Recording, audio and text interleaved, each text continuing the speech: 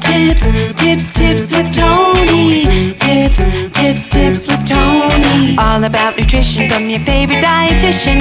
Everything you need to digest in your mind. Tips with Tony. Tips with Tony. Making you healthier one bite at a time. With Tony. Woo. Hello, and welcome to the Tips with Tony podcast. I'm Tony Marinucci, your registered dietitian, helping you get healthy one bite at a time. This next interview is actually an interview that I was the guest on, the Health Hangout podcast, and Jana Jamal interviewed me to discuss the differences between binge eating and disordered eating, and also all the other things that I typically talk about on a podcast about why we need to kind of break up with dieting and commit to healthier living and how you do that, plus the correlations between dieting, dating, and romantic relationships, which is what my book is going to be about. So I think that you will really enjoy this episode. There's a lot of excellent information in there, some of which I've already shared on the Tips with Tony podcast, but this is a little bit more deeper into those specific topics that I've provided with you before. I think you're really going to like it. So without further ado, enjoy the episode and I'll see you on the other side.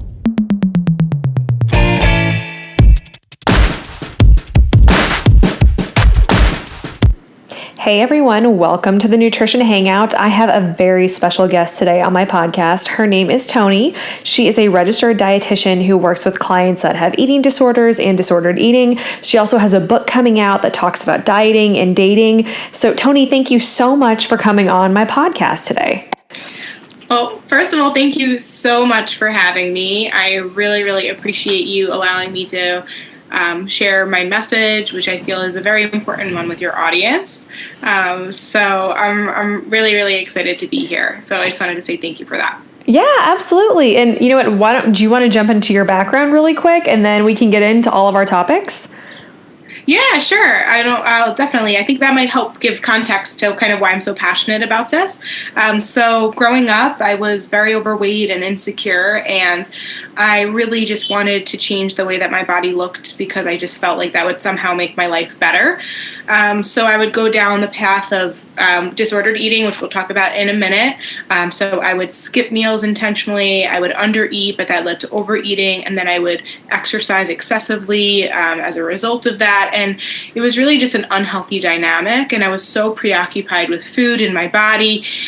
And it was honestly like all I could think about. So I got to this place where I had had enough. I was just so tired of just jumping from diet to diet. And you have to remind you, I was like 12, 13. Like it was not, it was really early on that I started kind of changing my eating behaviors.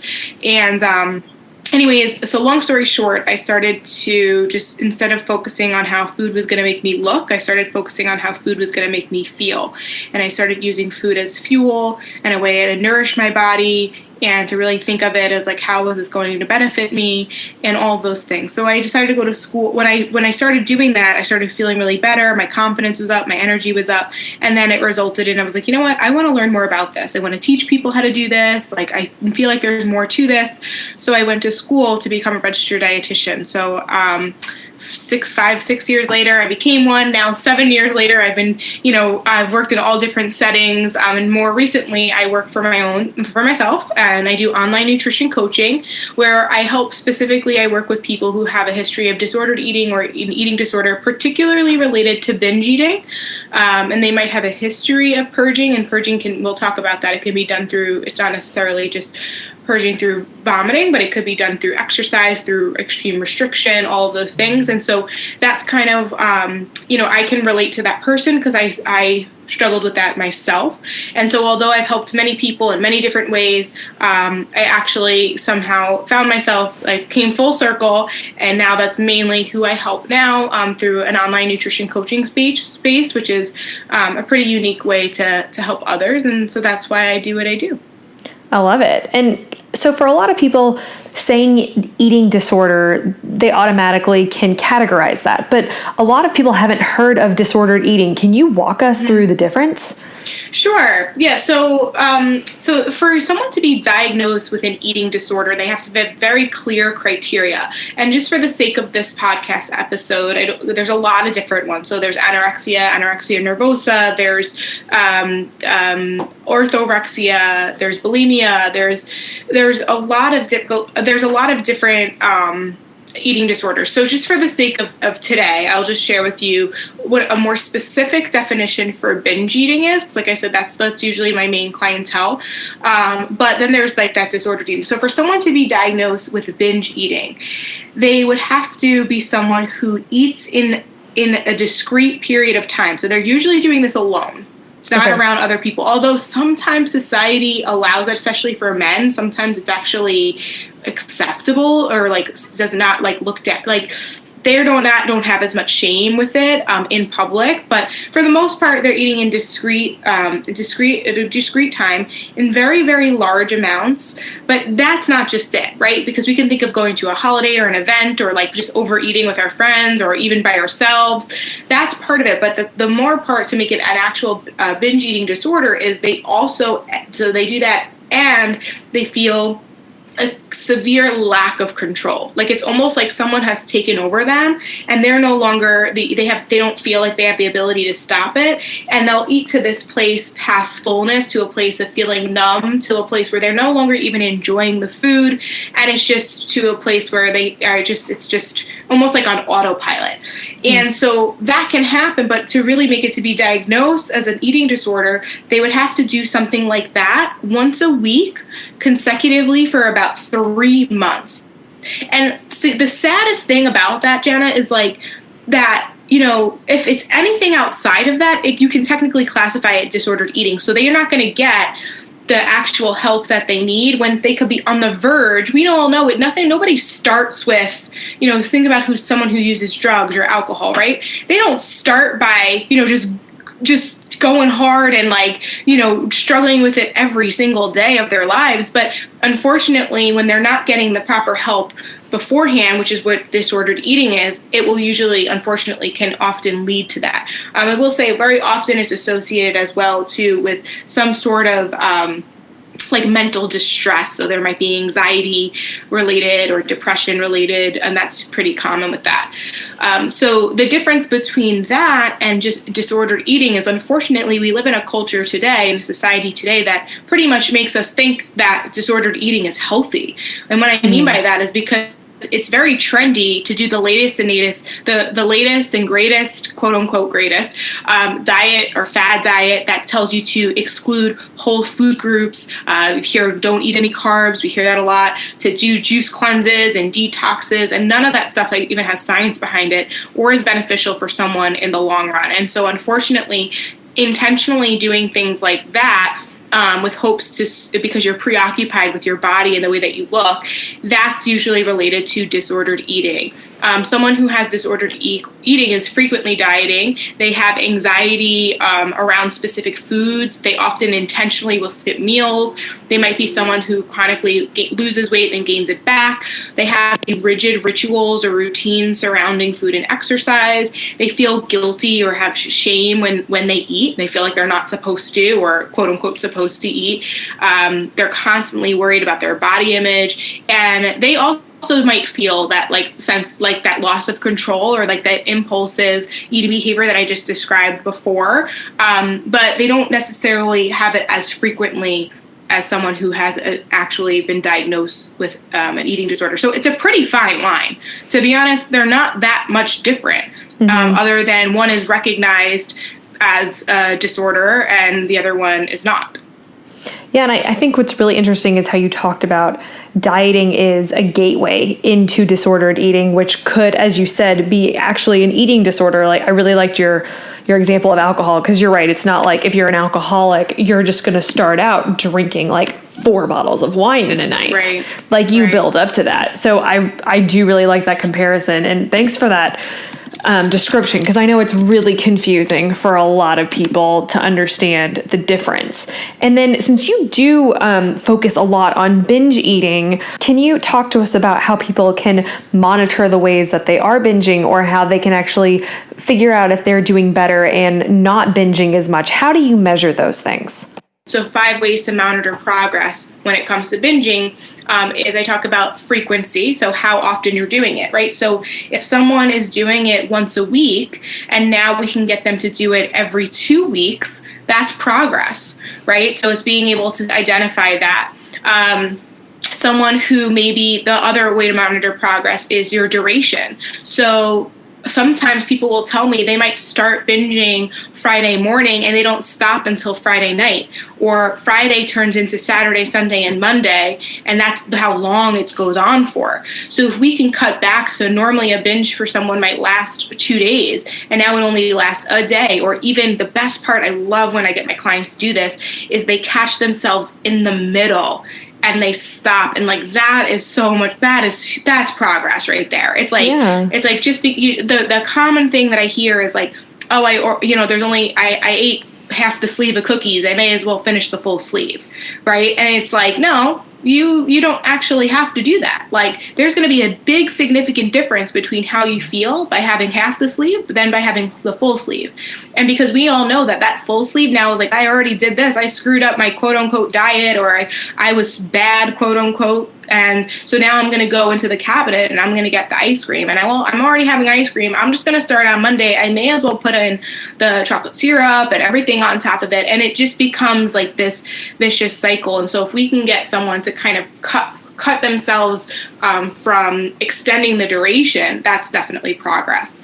One other type of progress is the volume consumed. So, for some people, it's a little bit tricky, because there's a lot of people that I work with that say they don't even know why they're doing it. It's kind of just happening, and they're not like trying to feel full. Like, it's just kind of like autopilot, like I said.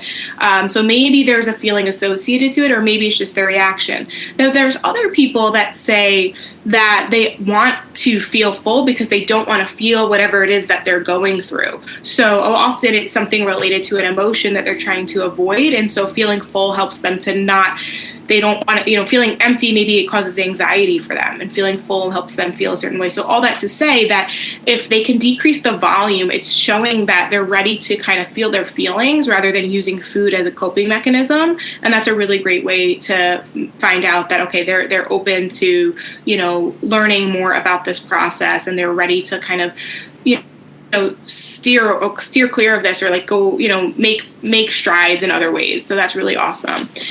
The other way to monitor progress is choice. So the reason why is because, and this is also a very big misconception, is that it's believed that if someone is binging, they're only choosing those things like cookies and chips and ice cream and like all the things that we associate as like less healthy food options. But you can easily binge on fruits and veggies and all the things that you would consider healthy, because at this point it's about being full, or it's about, whatever it is, your reason behind it. But all that to say, if we could at least switch up, so, still the act of binging is something that we're working on. So whether it's healthy or less healthy of your choice, but if you're used to choosing a less healthy choice and now you choose a healthier option, that implies control.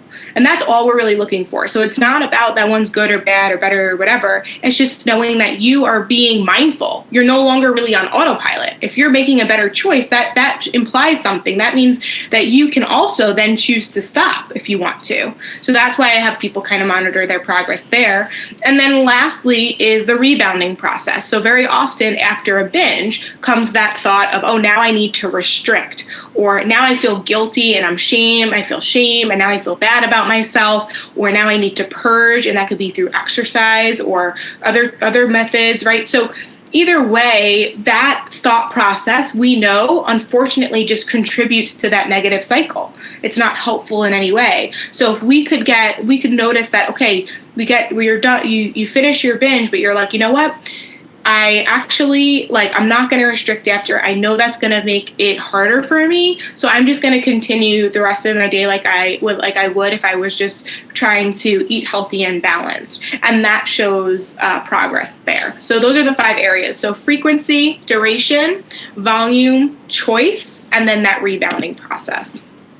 And kind of to go back on what you were talking about with diet, do you think, because so many words that you said really clicked with me, like they have shame and guilt and they feel like they either have to gain control or they've lost control. Do you feel like our dieting culture has put those stigmas onto people and that's why they feel this way about food?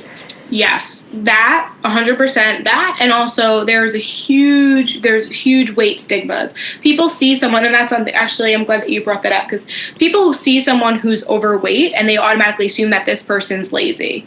Like, oh, I know. It's so upsetting. It's so upsetting, and it's so not true. And also, and then, so they, and also people I think assume that binge eating is only in people who are overweight or obese, and actually, that's not true.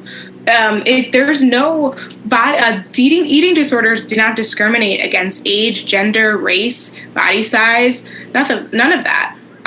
So I think that was a really good point that you're making. So yeah, so it's like diet culture, and then diet culture is like about the way of eating, but really the bigger picture is it's because they want people to look a certain way. That's what has been portrayed in the media. That's something that I don't want to jump. I know we're going to be talking about this later, but it kind of is a nice segue. Like, so what I thought to myself when I was younger was, part of it was wanting to lose weight, but the driving force behind wanting to lose weight was to look a certain way so that boys would like me, because I was always the tomboy. I was always the boy's friend, but I never had a boyfriend, sort of a thing.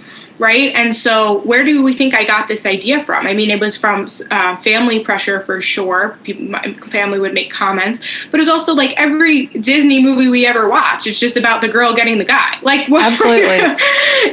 That's what it's about. So, the Disney psychology has ruined us. Absolutely. Absolutely. I mean, and I say this, like, it's kind of like, I think about like all the Disney movies, the girl has to like change everything about herself to look a certain way or to get attention. Think of Cinderella, think of The Little Mermaid, right? And also look at, what do they look like? They are what we would consider like a hourglass or perfect, quote unquote, perfect body, right? Like a Barbie. Yeah. And then you look at all the villains, right? So you think of The Little Mermaid and, what's her name? Ursula. Ursula. And she's like bigger, right? And then you think of in Cinderella, the help of the father, and then the help of the father. Like, there's not even a villain or anything. They're just like, they're not the main characters. Do you hear what I'm saying? Yeah. It's very rare that you have the main character that's of a larger body size, and that's what we've been fed since we were even your fairy godmother is larger. I never even thought about that, actually. Yeah. Yeah, the only princess I feel like is saving this is Mulan from, like the 90s. But even then, luckily now I think Disney is changing a little bit, but it's still, everyone is petite and cute and little. And I completely relate with what you're saying, because I have always been more muscular, and I have friends who are just like petite and adorable, and like, I have pretty big shoulders, and for a long time, it was very hard on me to be like, I feel like I look like a man because I'm not this cute little petite thing. And my friends right now would be like, shut up. But we all have our own complex, right? We all look at something and say like, I wish, right? Yeah. And that's the thing. You can't rob someone of how they feel and their experience and how they internalize or interpret things. So, yeah, whether people agree with you or not, like, it's how you feel. So if that's how you feel, that's something that, deserves to be recognized as truth. Well, and so, we can totally segue from this, but do you want to talk about, like, emotional eating from that? Because I know, wanting to get a guy or looking a certain way, I feel like we do emotionally eat, like you said, restricting, or not even necessarily binging, but like, what are those things that set us off to emotionally eat?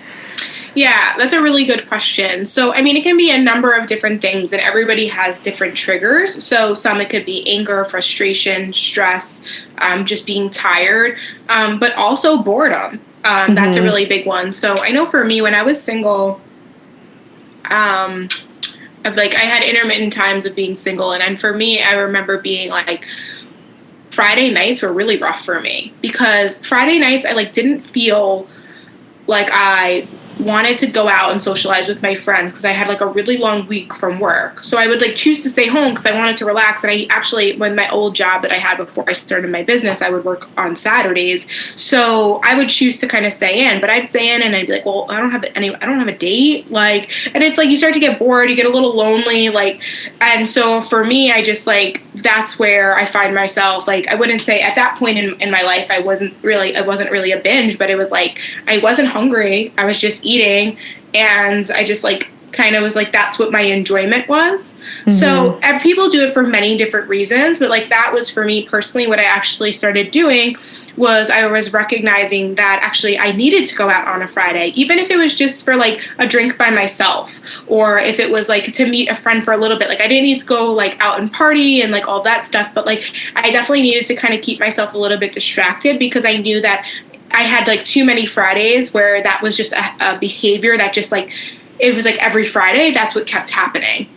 So that's what's really important for people to recognize when it comes to emotional eating or binging too, to prevent it from happening, is to identify, who, what, when, where, and why.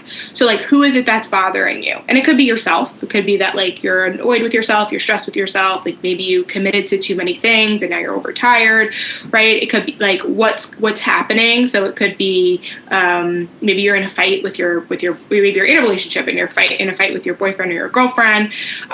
It could be where you are. So I said, for me, it was if I would sit on the couch. But if I would go to bed, I didn't necessarily have to go out. I could have just chosen to go to bed earlier, which is the other thing, is the time. So changing time, that's usually harder to manipulate, but very often a lot of the emotional eating and binging, not always, but frequently happens in the evening. So the way to kind of prevent that is just going to sleep.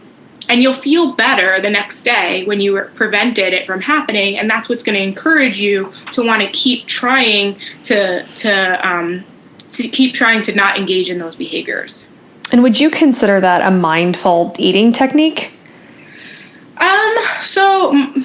You're being mindful. I wouldn't necessarily call it mindful eating. So mindful eating would be more so, which is a great practice, by the way, especially for those who maybe you don't have an eating disorder, but you struggle with disordered eating, and you've told yourself that you're not allowed to eat carbs, or you're not allowed to eat sweets or fried foods or whatever rules you put on yourself, or you're a diet someone told you to follow or whatever.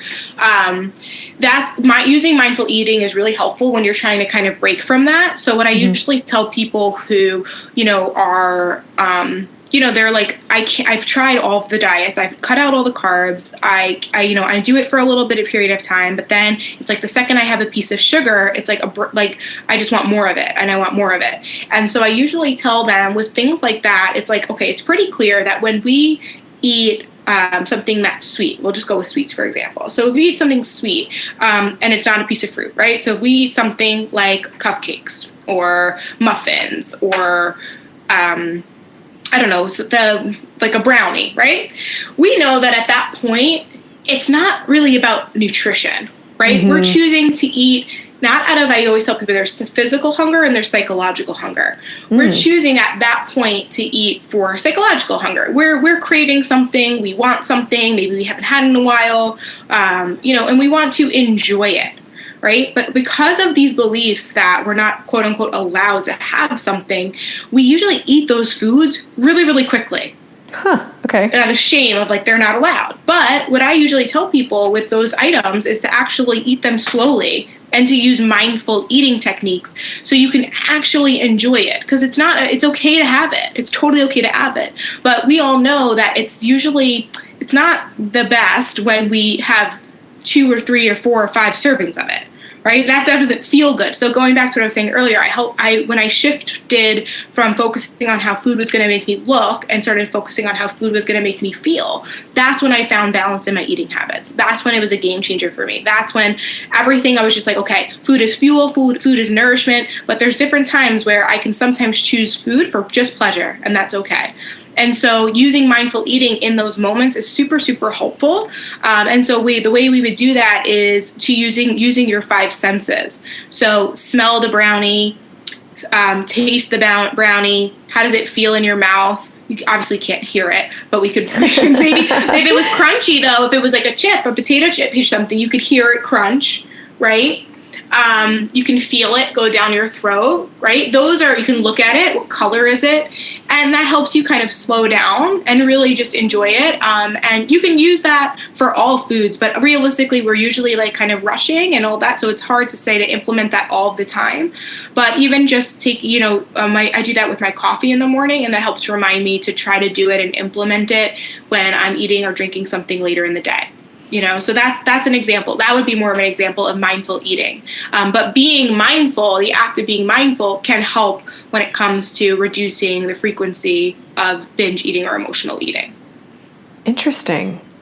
And then I guess for a lot of people, I think they do have that fear of eating a certain food group or eating, I think, carbs. That is just the most sad thing in the world to me, because I love bread and I love pasta, and anyone who says like I can't have carbs, it makes me so sad for them. But there's so much fear in eating those things, and how do people get past that fear? Mm-hmm. That's a great question. So first thing I usually tell people is that whenever you say you can't have something, you just want it more. So you have to put all foods on the same playing field first off. Secondly, if we're really being honest about feeling good, carbs help us feel good. They actually release certain chemicals in our brain to make us happier. They're a direct energy source for us to do our workout. So when we are when we do our workout and we feel good from our workout and we then progress in our fitness goals, we feel good about that, right? So there's a lot of benefits to it. And also that they're usually associated with those foods that are just pleasurable and just taste good. And so that's really something that we have to think about. At the same time, we all know, I say this often, like on a lot of my podcasts and videos I say, it's not the cookie that's the issue. It's eating the entire box of cookies after repeatedly ignoring your hunger cues all day. That's the issue, right? So all that to say that if we're really being honest about carbs and how it's going to fuel our body and benefit our body, then we need to try to practice implementing and including the healthier choices of carbohydrates. So things like oatmeal and quinoa and sweet potatoes and regular potatoes with the skin on them, and fruits and your starchy vegetables and legumes and beans and those sorts of carbohydrates. When you incorporate those, they typically have, and even whole grain bread, stuff like that, they typically have more dietary fiber. And when you eat more fiber, you feel more full.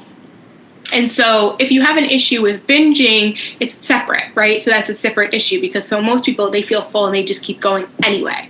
Right. But if you're someone who and this is a little bit harder because I think so many people are out of touch with their hunger cues, but eventually we want to help get those back. And so eating fibrous foods helps you feel full. So then you can start to assess like, oh, I'm full. I don't really like to eat after being full. But if you go to like an Italian restaurant and you eat the bread basket that's on the table, it's usually made with refined bread, right? And then you have pasta. There's nothing wrong with that, but chances are you have to eat a lot of it before you feel full. Right. That's just what it is. And so that's why it's harder then to stay within your calories if you're on a weight management plan or something like that. So all that to say, not only is the high fiber foods and the more nutrient dense foods going to help you feel full, but they also have other benefits like different, if you choose a sweet potato, it's going to have more vitamin A and antioxidants, right? And so the fiber doesn't just help you feel full either. It also helps with your bowel movements and regulating blood sugars and controlling your cholesterol, lowering your cholesterol. And then the nutrients inside those nutrient-dense foods that have the fiber also usually have things like vitamin A and vitamin C that support your immune system. So it's really beneficial then when you're eating those foods. And then it's a lot easier, too, to control the amount so you don't overconsume them because of that fullness factor that's there. So I usually tell people if they're afraid of incorporating carbohydrates, just put a little portion at each meal, but choose a healthier source of that. And then do that for a couple of weeks or so. And then when you start to get those cravings for something that's more refined, so maybe like white bread or white rice or more sugary, like cakes and cookies and stuff like that, allow yourself to have it, but have it in using those mindful eating techniques. And really have it slow and really enjoy it for what it is. Because at that point, we recognize it's not so much for the nutritional value, but for just the overall feeling, like curbing a craving so you can stop obsessing over it and stop thinking about it. Yeah, and I feel like for people who are afraid of carbs and things like that, I think one point you've really made but haven't voiced exactly is just really educating yourself on food. Because if you're really afraid of carbs or something, well, why don't you find out what's so beneficial about carbs before you just eliminate them and realize how great they are for your body? And I love that you've said this so many times, and just changing your mindset about food and what food really is for your body, because it really is medicinal. And so many people are missing that whole point because they don't have body acceptance. Absolutely.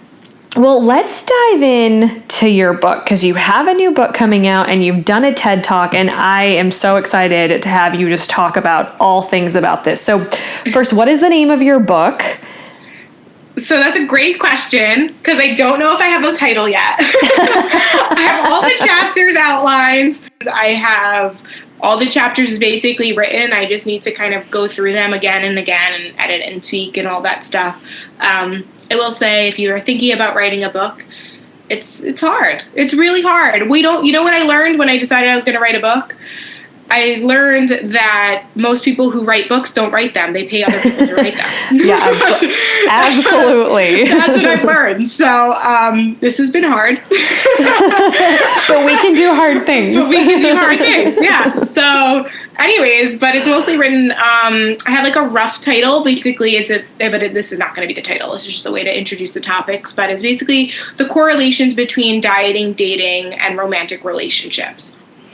And that's like the basis of the book. And that is just to share, I share my story. So how I grew up overweight and insecure, and I was teased about my weight. And at the same time, I was told things like, if you don't lose this weight, you're never going to get a boyfriend. And I carried that with me for so long. So I just associated my worth with my weight.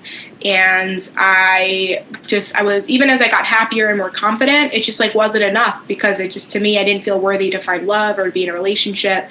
And so the book is really all about that, and about how I noticed that as I started changing my mindset around food and my eating habits and my behaviors, and accepting myself for who I am and my body, and loving my body at every size, even as I started losing the weight, that's actually what's helped me to not just have a better relationship with food, but a better relationship, and find people in my life that are kind of worth spending my time with.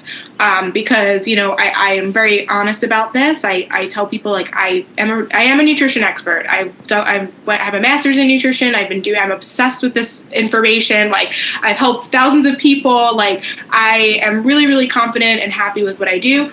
But when it comes to dating, that took a little bit of time for me.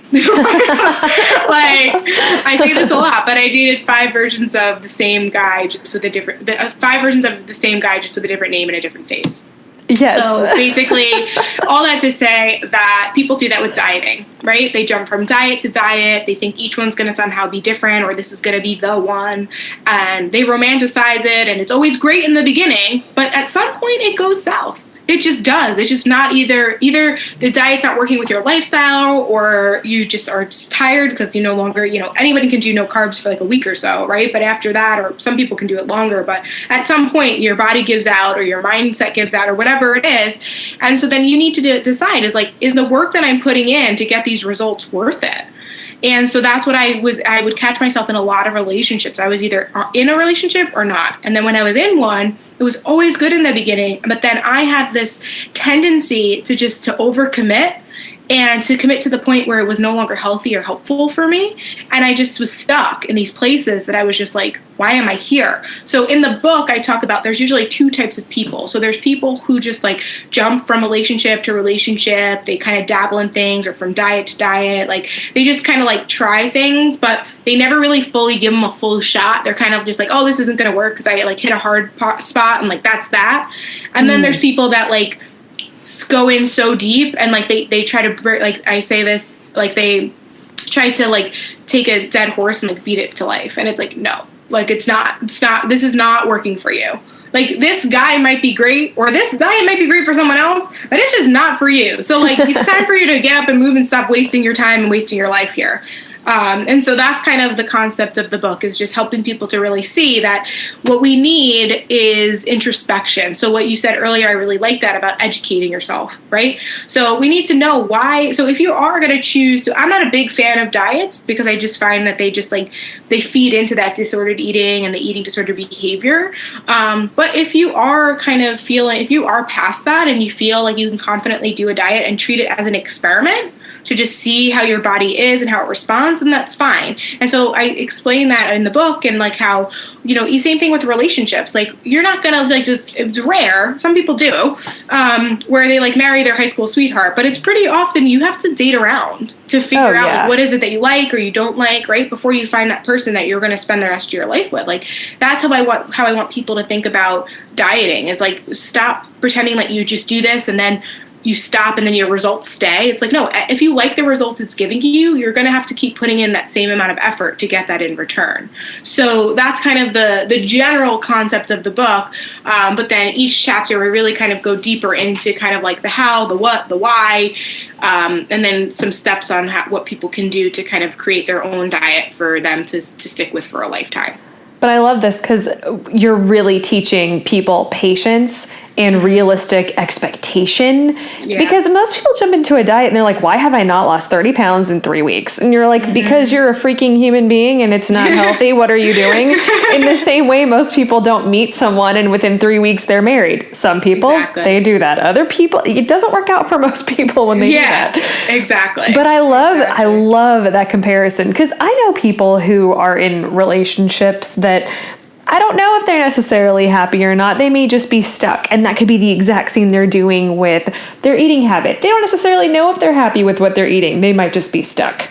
Right. So, and they need to ask themselves those questions. They need to really ask. And there's one thing part in my TED Talk and also in the book that I say is, just because it works doesn't mean it's working. So I love that. It's okay to not be in a relationship. It's okay to not do a diet. Like it's okay to take that time in between, just because some things my example is that my very first boyfriend. So when I went to college, it was the first guy that ever gave me attention. And I don't want to say that he wasn't a great guy, and we really did love each other. And it got to a point where we were together, and then 3 years later I was like, wait, you're a great guy, but I don't think you're for me. But I never really took that time to ask that question, because it was like the first person that gave me attention. Because like I told you, I grew up overweight and never really got attention from guys, or maybe I wasn't open to seeing it, whatever that is. And so all that to say, like, it was fine. He was sweet. He was respectful. We had great communication. Like, we talked about a future together, but there was something missing. Yeah, there was something missing, and and at that point I realized like it was work. Just because it works doesn't mean it's working. Like it's okay to stop doing things. It's okay to like take a break. Like it's okay. Just be mindful that when you do that, you do the work. You have to figure out like why wasn't this right for me? Why? I love that you say why this. did I stay here for 3 years? Like why? Stuff like that. So that way you can break that cycle.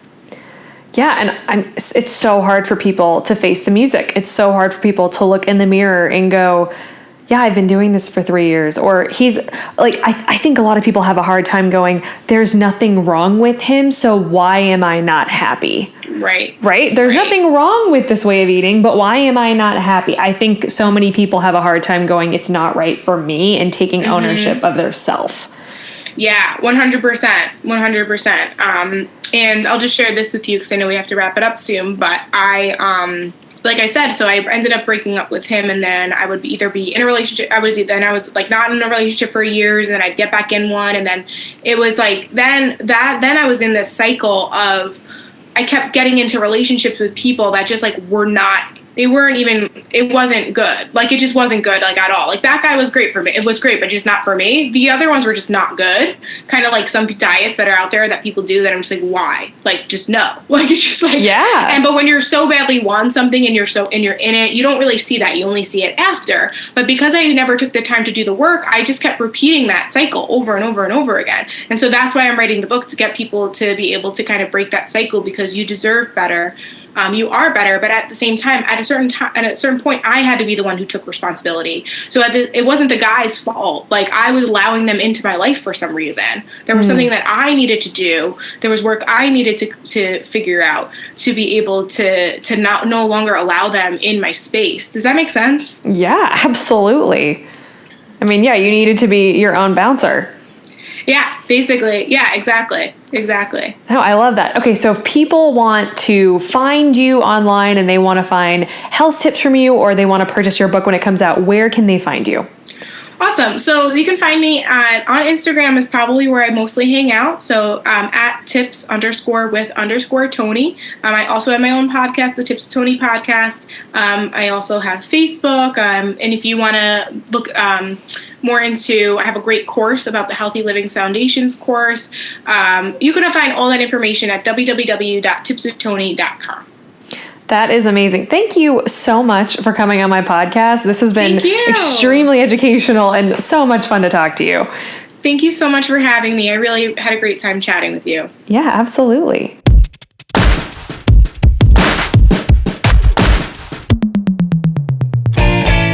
Thank you so much for listening. I hope something that I said resonated with you. If it did, take a screenshot of this episode, share it on your story, tag me at tips_with_Tony with an I, tag the Health Hangout. I'll put their link to their Instagram in the show notes. Definitely head over to the subscribe button for the Tips with Tony podcast if you're not already subscribed. A new episode comes out every Monday and every Wednesday, and when you're subscribed, you don't miss a beat. As always, this is Tony Marinucci, your registered dietitian, helping you get healthy one bite at a time.